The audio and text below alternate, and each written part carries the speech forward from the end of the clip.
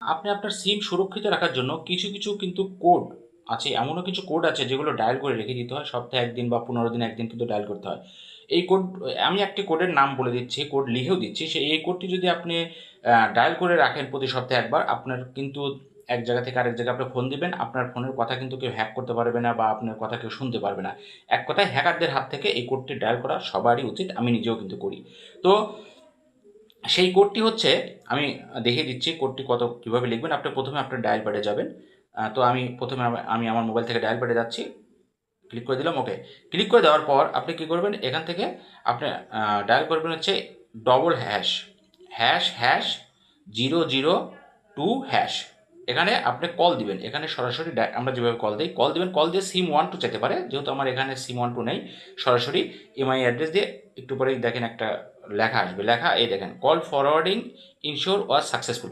অর্থাৎ এই কথাটির অর্থ হচ্ছে কি, আপনি যখন অন্য জায়গায় কল দিবেন, কোনো মানুষ আপনার কথা শুনতে পারবে না, এটাই হচ্ছে এর অর্থ। ওকে।